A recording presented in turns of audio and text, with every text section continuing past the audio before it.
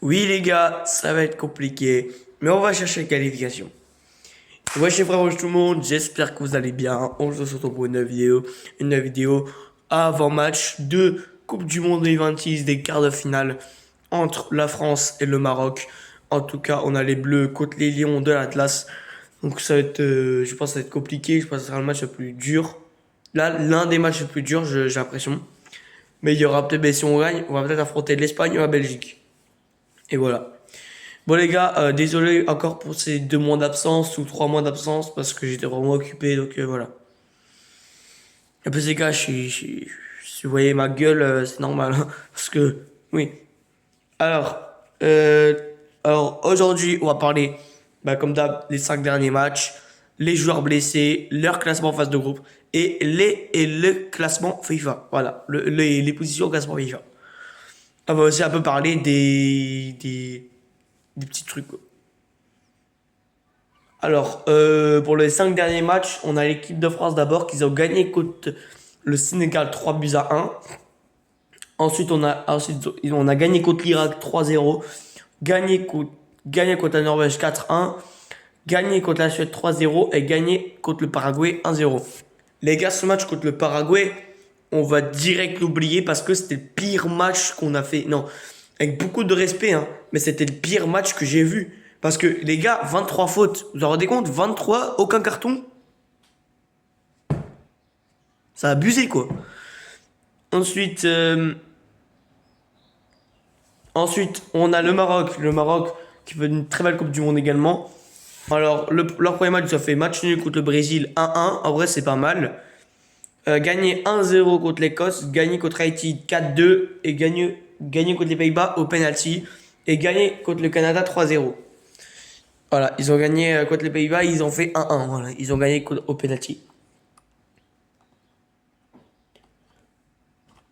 Ensuite, du coup, leur position en phase de groupe. Du coup, nous, on est premier du groupe I, je crois, avec 10 buts marqués et 12 buts encaissés, avec 9 points, évidemment. Et le Maroc, ils ont 7 points avec. Ils sont deuxième, hein, avec égalité avec le Brésil. Mais malheureusement, ils ont marqué que 6 buts et ils ont encaissé 3 buts. Voilà. Avec 7 points également, avec 2 victoires, un match nul et 0 défaite. Ensuite, alors leur position au classement FIFA, nous, on est premier, hein, voilà, on est premier comme d'hab. Le Maroc, qu'ils ont bien monté, j'ai l'impression qu'ils sont sixième avec 1700 trucs, je sais pas quoi, nous on a 1986. Donc nous je crois à peu près 20 points, 20 juste petits points, 20 petits points d'avance, c'est une dinguerie. Genre à présent, alors moi je savais pas que côté Maroc il y avait tellement, alors que nous je savais pas qu'on avait tellement de blessés. On a Chouamini blessé, je sais, Thuram blessé, ça je sais. Par contre on a Akliouche blessé, Kanté blessé, et mettre Chevalier alors qu'il n'est pas sélectionné. Voilà. Chevalier ça saute. Ensuite, au Maroc, on a Zabiri, mon Zabiri qui a été blessé quand même un peu longtemps je trouve. Onahi, Onahi qui est blessé au genou je crois. Bounida et Saïbari. Et Saïbari qui est blessé, ça va faire mal pour le Maroc. Maintenant la compo, alors là maintenant c'est le vrai truc. Alors je vais vous dire pourquoi je vais vous dire cette compo. Alors, au but, je vais mettre Mike Maignan qui fait une très très belle saison, hein, qui fait une très très belle Coupe du Monde, hein, qui arrête un penalty contre la Norvège en plus, je suis content. Ensuite, défense centrale, j'ai mis Upamecano. Voilà, Upamecano qui reste solide, hein. Et Konaté. Alors pourquoi j'ai mis Konaté? Parce que quasiment la défense elle change, j'ai l'impression. Avec Saliba, Lacroix, ouais, et Konaté. Je sais pas si Konaté était titulaire, je crois qu'il était titulaire contre l'Irak, si je me trompe pas. Et oui, voilà, allez. Donc moi j'ai mis Upamecano Konaté comme à l'ancienne, comme à l'ancienne, voilà, comme à l'ancienne, peut-être dans l'Euro 2024, comme à l'ancienne. Koundé à droite, ça ne change pas, bonne Coupe du Monde. Lucas Digne. Alors Lucas Digne contre la Suède, Lucas Digne contre la Suède, c'était magique. Franchement, moi j'adore ce joueur perso, Lucas Digne. Donc je pense qu'il va faire le taf contre le Maroc. Ensuite, en milieu, on a alors 6. Je vais mettre Rabiot, qui est une très belle Coupe du Monde. Et également Manu Koné. Manu Koné, moi je le vois marquer. Moi je vois Manu Koné marquer comme ça. 11h. Ensuite, Dembélé qui sera à droite. Barcola à gauche. Et Olysée en 10. Olysée en 10. Et après, on a Kylian Mbappé en pointe. Voilà, basique. Ensuite, pour la compo du Maroc. Alors, on a Yacine Bounou. Yacine Bounou, le goal qui arrête des pénaltys, je sais pas quoi. Genre, en gros, petite démonstration. Genre, regardez.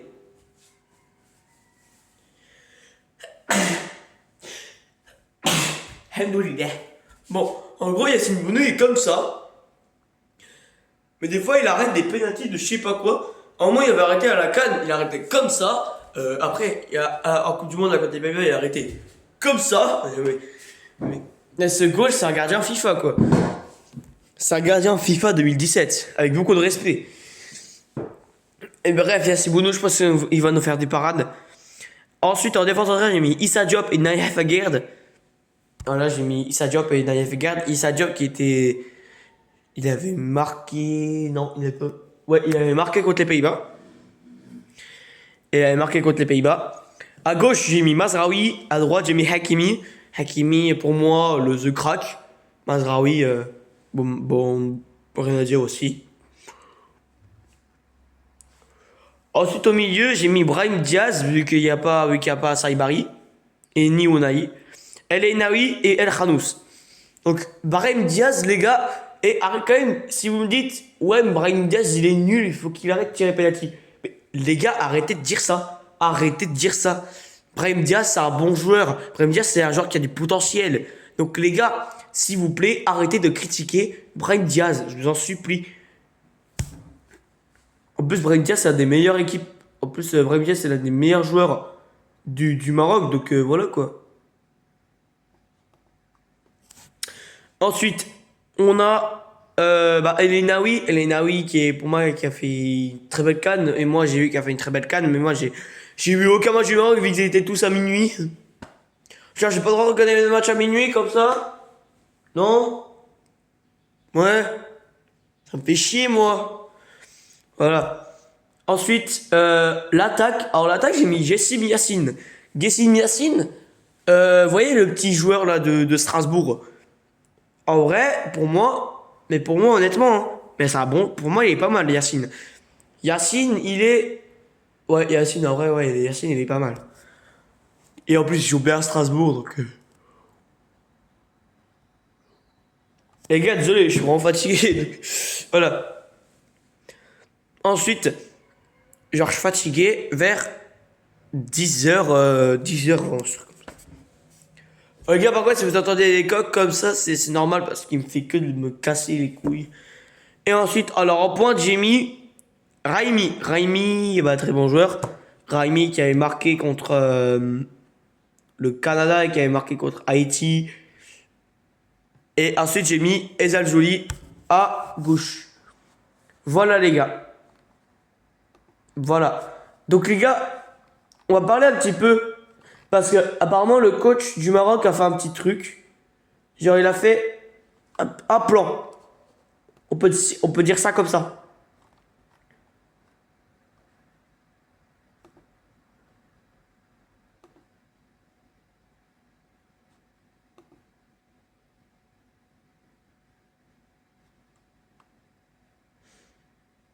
Alors, il y avait un truc avec Désiré Doué et Barcola.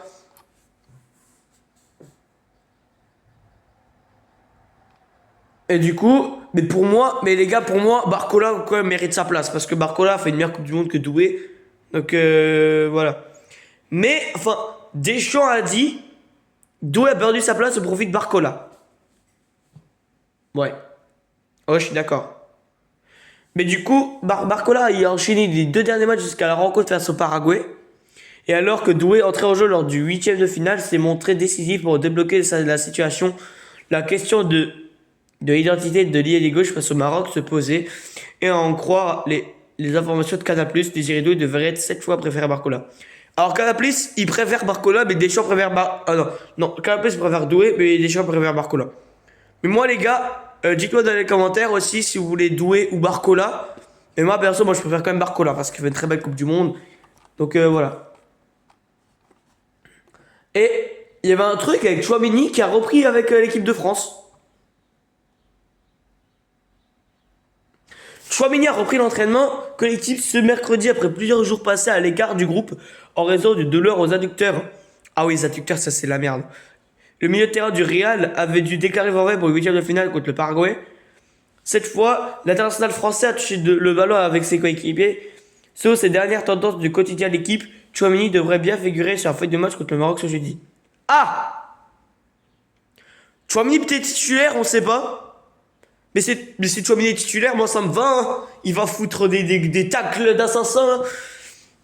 Il va continuer ses tacles, voilà.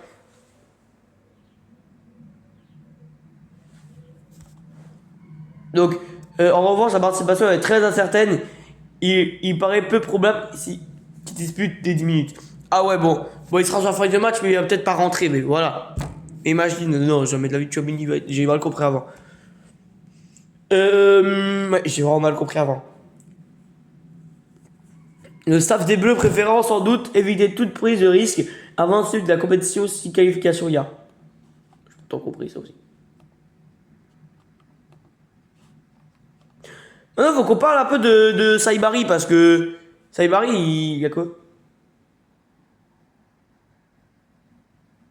Ah, il était sorti! Wesh! Ah, il était sorti contre le Canada. Ah, merde. Ah, maintenant les gars, il y a un truc avec Wabdi, le coach du Maroc. Et passé par les galeries. Alors, 4 ans après la demi-finale historique du Mondial 2022, le Maroc retrouve l'équipe de France. Cette fois en quart de finale de la Coupe du Monde, une affiche très attendue entre deux sélections qui ont encore grandi. Côté marocain, un homme incarne ce nouveau cycle. Mohamed Abdi, arrivé à la CAN 2025, le jeune technicien a rapidement séduit par ses idées offensives et son management, champion du monde U20 il y a quelques mois au Chili, et a confirmé tout son potentiel avec les Lions d'Atlas, auteur d'un parcours convaincant qu'ici. Présent en conférence de presse dans la nuit de mercredi à jeudi, ce technicien marocain a été attendu. Donc, et si Didier Deschamps, un peu plus tôt dans la journée, a choisi la prudence face à cette équipe du Maroc. Mohamed Wabi, ah c'est Wabi, c'est pas Wabdi, a affiché une certaine confiance. Pour autant, pas question pour le sélectionneur marocain pour considérer rencontre comme une récompense et refuse le discours du match bonus et veut insuffler une ambition maximale dans son groupe. Et il y a dit, quand vous dites qu'on a déjà réussi notre compétition, je n'aime pas les bilans se font à la fin comme j'ai dit. On fait tout pour gagner, on ne veut pas écouter les gens ceux qui disent. C'est déjà bien ce que vous avez fait. La France est favorite de toute façon. On tombera pas dans ça. Demain, on va jouer pour aller en demi, comme c'était de dos au mur. Il n'y a pas de match bonus. Le seul bonus, c'est de gagner la Coupe du Monde pour nous. Ça, c'était les paroles de Wabi. Et un état d'esprit assumé qui résume parfaitement les ambitions d'une sélection marocaine qui veut plus seulement créer des exploits, mais installe durablement parmi les grandes nations. Mais pour moi, les gars, Wabi, il est serein. Pour moi, Wabi, il est serein. Bon les gars, je pense qu'on a terminé cet avant-match, voilà. Je pense que ça vous a plu, en tout cas. Désolé encore pour cette mois d'absence. Et les gars, on va se retrouver pour le débrief demain à 10h. Voilà, demain à 10h. Hein. Voilà. Demain à 10h pour le débrief de France-Maroc. Ciao les gars. Ciao.